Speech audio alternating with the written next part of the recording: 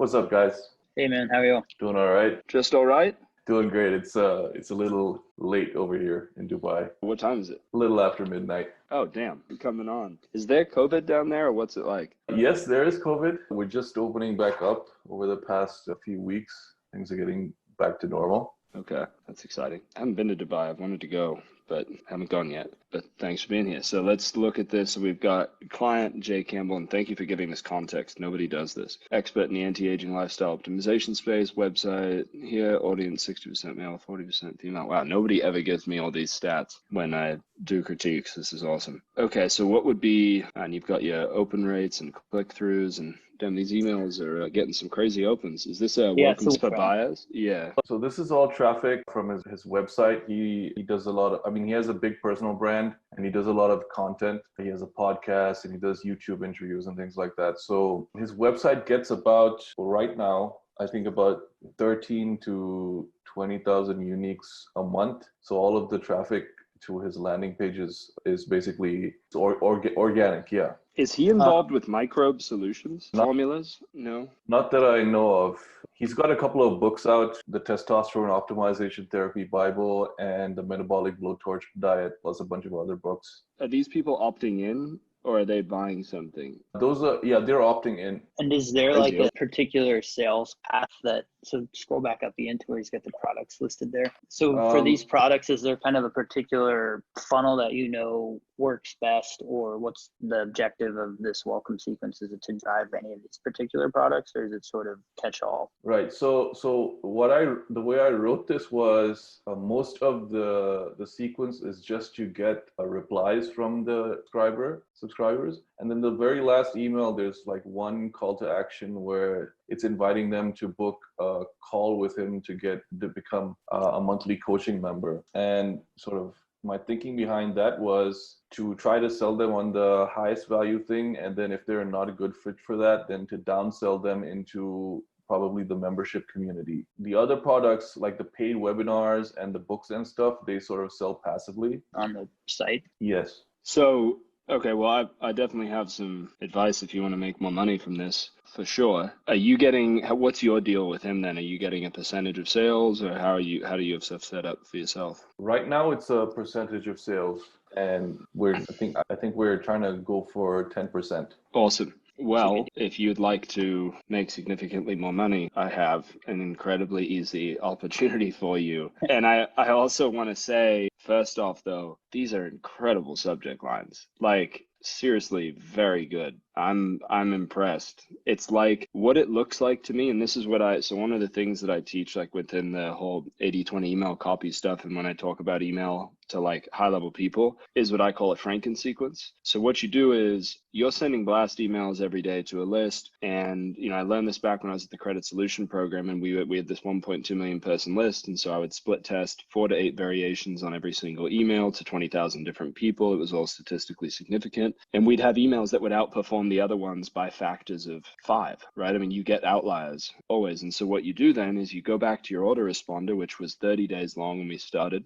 We build it out to 90 days. And what you do is you take your best emails and you just start chucking them at the front and moving them forward and putting them up there. What this looks like you did is took the 9 best subject lines you ever wrote to this list and put them all in a row. And which is amazing. I mean, they're just like, these are stories. Like, yeah, there's so much drama. Living in the shadow of my father. I got kicked in the nuts and it made me the man I am today. One bad choice and divorce after another. Standing in front of a judge in an orange jumpsuit facing felony assault charges. This one I would actually shorten because the best part of it is in the end. Felony charges in an orange jumpsuit. Like, basically you want to take the most important piece, because most subject lines, this is unfortunately the reality of every test I've run. 8 words is the best. Anything over 8 words never wins. Sometimes I break that rule, but the human brain can consume 7 to 9 words as a phrase in one glance. Anything over 9 words, and we're unable to process it as a phrase, it now has to be consumed individually, word by word, which slows down. Emails done like this. People just look at it. So they're not reading every word. That being said, this one's so damn good. It's still getting a 74% open rate, but just switching around some of this, felony assault charges in an orange jumpsuit type of thing. Like and this is still really good. but just to, little Keep the context. judge also. I would keep the judge in Perhaps, there too. The judge facing felony assault charges. Maybe I'd remove the orange jumpsuit. I think that would work. Yeah. That would be what I would go with probably. Yep. And then isolated from my baby daughters at 41 years old, crashing headfirst into rock bottom and climbing back out. It takes one amazing woman to turn your life around. This one, risking jail again to publish my first book. Like, that's some good shit. Living in the shadow of my father. I mean, think about the amount of people who like that shit. So this is the way I feel Well, if you about go up to the stories. list composition, it's like the majority is men. And then if you look at the age ranges, they're mostly men between the ages of 25 and 50, I would guess, from that last 50 or 45 to 50. I think those are the ages when you sort of struggle with fear. And your father was a man. Even if you didn't struggle with that exact thing, you want to know his story, but we all have a relationship. Well, it's relatable. Whether your relationship's good or bad with your father, you have a relationship to your father. And so there's something there that's just like, it's very, good. And then these, I got kicked in the nuts. It doesn't surprise me that that's the best one. I know it's day 2, so it's going to be higher, but that's, that's real solid. Do you know how many people have run through this to get these stats? About 300-ish people. Like, it's quite new. It's only been up for a month. He used to have a couple of different websites before, and now they're consolidating under his name. So like the website is quite new, like it's only a month old. And that's like poetic, by the way, for the whole start of this call being about centralizing under one core idea. I mean, that's what same for us. Now we have almostpassiveincome.com and we have feedthewolf.com, and those will be basically sister entities that run. But now this is one of the smartest things we did, and actually it's because of Cam, because he used to work with influencers like Thomas DeLauer, Drew Manning, some of the biggest health people out there. Did like 30 million a year at one point, I know, with those people. And there was, he said that they were doing, was it 20 to 30 grand a month on product sales just from Drew Manning's like website. It was like 100 grand a month at one point. We were running lots of paid on social, and we just had a products tab that we put up on his main website. We never ran any traffic. We didn't send any email to his main website, and that eventually grew to like $100,000 a month line of business, just those products on the products tab. Yeah. And so we were like, well, let's just put a products tab up on a page, and it's still not as clear as, feedthewolf.com. Obviously, you're not Googling Feed the Wolf if you're Googling Ian Stanley, but there's that whole unified front. So now we get like, I think we had like 6 grand in sales just last week of just found money if people go to Feed the Wolf. Now I can tell people go to feedthewolf.com and click on the courses piece, and you can find all my products, and people just go there. Now they buy a bunch of the different stuff. So it's just unifying under that, that one clear idea of, here's, instead of 5 different websites, here's my main thing. One of the coolest things that we're going to be doing is putting an income report on Almost Passive Income, and like Pat Flynn used to do that, and it was the most trafficked site on his traffic page on his site by far. And so we're gonna do that, and then put the people love that like links. Dude. I mean, I used to check everybody that I've said it to is like, I remember that. And he quit doing it because I think he was making too much that it stopped being relatable. So we may not share our main business's income, but we're going to share at least all of the sources of income that take less than 10 hours a week, and just put them on there. And then it's like, I made this much from this guy, and, here's a link to the exponential income skill course. And so like, you have that, you find out what the people want, and then you put it on the site and put your products within that sort of range. But it's just cool that's how that's working for you guys. And this isn't a lot of data. And I also want to tell people, do not expect these type of open rates. If you're getting 25 to 30% in your first welcome series, that's really solid. So don't let this, because when I first started writing emails, I was getting like 60%, then 50%, then like 30% by day 7 opens. This is when I was 19. And I was like, I said, I suck. I literally was like, I must suck at this. 70% of people aren't opening. So I stopped writing them because I was like, I'm garbage. And 70% of people, what's the point? Turns out 30% opens is very good. And, we make almost $200,000 a month from a 8,000 person list that has 20 to 25% open rates. So if anybody here doesn't understand open rates, this is fucking insane. Don't expect this for yourself as like a normal thing, especially if you're getting warm leads coming in, deciding to opt in. Those are very good people. So what I want to say to you before even having to really look through this and tell you much is this idea of waiting till this last email to sell stuff is costing you so much money. That's what I was going to say. Yeah, it's just you have the easiest way to make money ever right here. All you have to do is you don't even have to change anything else if you don't want to start. Just put your PS, move this down to a PPS, move this down to a PS. Just put one of my most popular products that people love and that I recommend is this. Click here to check it out. It's Like basically whatever what I was that gonna is, say. that's within, yeah. I mean, it's. Well, he has a book, so I was going to say the same concept is like, hey, you probably just heard about me and opted into this list. The best way to get the overarching view of everything I stand for is to read my book. Click here to get it now. Whatever Nice. relates best to the email you're writing, bro. If you're getting 10% of sales, like waiting till the 7th day is insanity.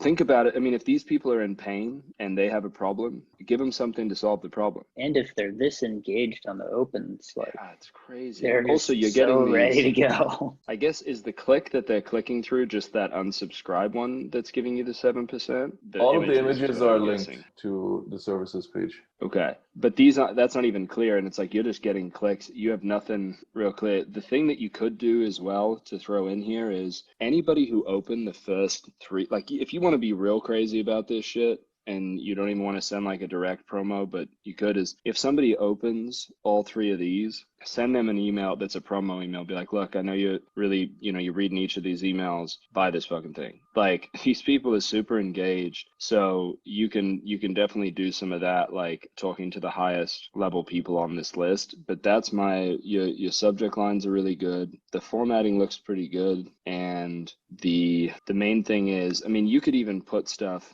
like, I like one link is what I've tested to work the best in general, because it's one clear idea. But and also you could definitely, this should be a subject line. You have the testosterone levels of an 80-year-old man. And I would use the from name Jay's doctor, and then you have the testosterone levels of an 80-year-old man. Like, did he actually get kicked in the balls? Yeah, he used to be a basketball player, and then he got kicked in the nuts in one of his games, and that totally shut off his testosterone production. So he had to go on RT in his 20s.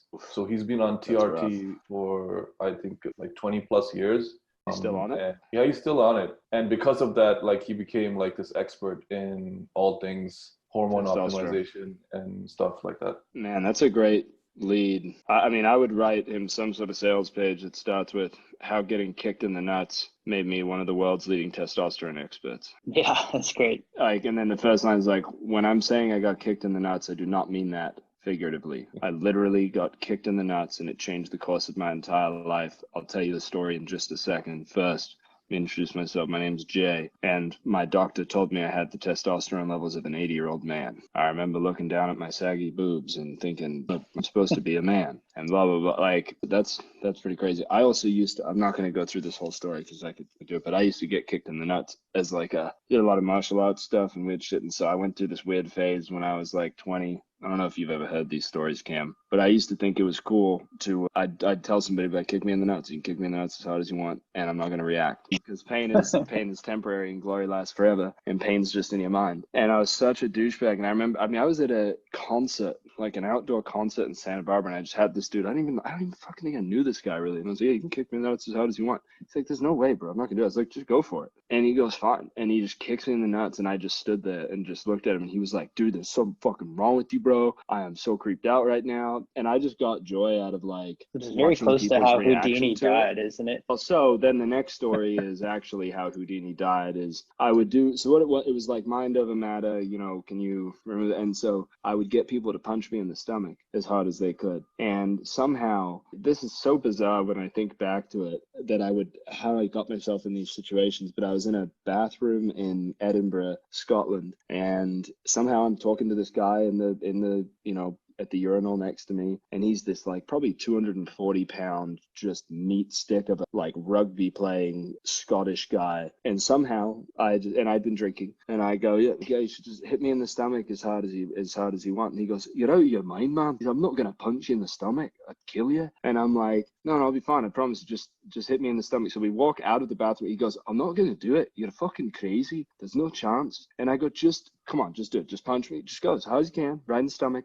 And he goes, all right, you're fucking crazy, man. I'll do it. And he just comes in, he just goes, boom. He just goes right in my stomach, and I just go, I send it. He goes, I don't fucking like you, man. I'm getting the fuck out of here. You're out of your mind. And I would do these. And that's how Houdini died, was he got punched in the stomach and he wasn't ready for it. Because there's a way you can basically tense yourself and absorb a huge amount of the impact. But watching people's reactions was so good. And now hearing this story, I go, thank God I stopped doing that. Maybe though, I have super high testosterone, and maybe I had the reverse effect. Maybe he kicked more testosterone out of my nuts. I'll have the opposite sales letter. Look, 50-50.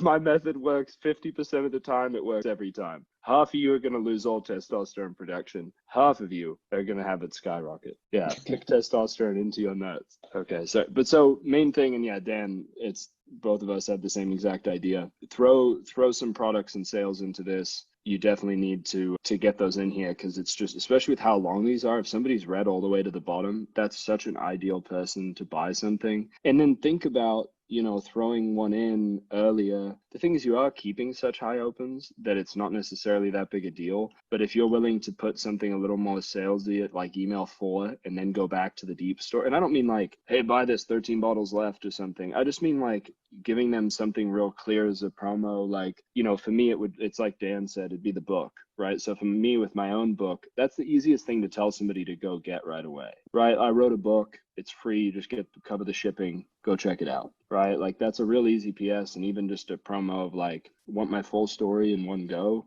read this book, something like that. Nabil, have you heard of RFM before? You mean recency, frequency, monetary? Yeah. Yes, I have. Yes. So, the basic two things that we're telling you right now is hits on the R and the F. So the R, recency, right, is just, even if these people are super engaged, the biggest driver that I've ever seen in email is recency, and it decays, right? Yeah. In terms of predicting buying. There's a little bit of a gray area when you talk about high price stuff, but to get somebody to just sort of make their first purchase, recency is pretty strong. And then what Ian was saying about, if you go find the people who have opened, say, the first 3 emails, those are your highly frequent openers. And we did a lot of testing around that concept at the Motley Fool. We had a ton of success around basically combining those two ideas. So we would say people who are new to file, which would mean under 30 days on the list, and we messed with a bunch of different opens, like had opened 5 emails in 30 days, had opened 9 emails in 30 days. And so you can start to kind of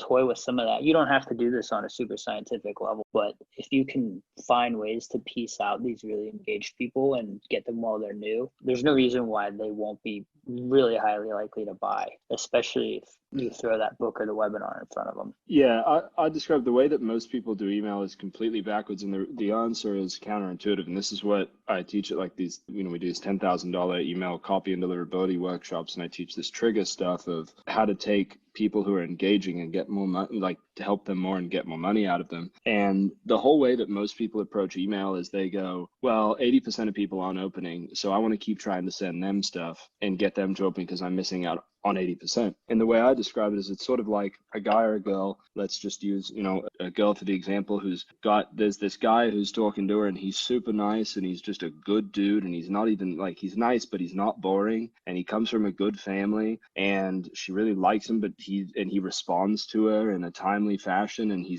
likes himself and has self-esteem. And then there's this other guy, and he responds to every like one of her 6 texts, and he mainly just texts her, and he's like, yo, you up? And he's just a scumbag. But she goes, I can only think about the guy who doesn't respond. And so she puts all of her energy into this guy who doesn't respond, when there's this really good dude right over here. That's what most people do with their email list. You've got 20%, you have 70%, which is great, but you have 20% of people who are opening. So instead of going, well, how do I get these other 80%? These people who don't seem to give a shit. Give more to the 20%. Go and give them 2 emails a day. Give them more offers. Give them more things. They're engaged. They want more. They don't want less. So people are so focused on trying to pull more out of the people who don't care rather than getting more out of the people who do. It's the 80-20 principle. The 80-20 principle is fractal, right? So it goes to multiple degrees. So 20% of your buyers will give you 80% of your revenue, but 20% of those buyers will give you 160%, or what, they're going to give you 4 times more than those other 20%. And then even within that,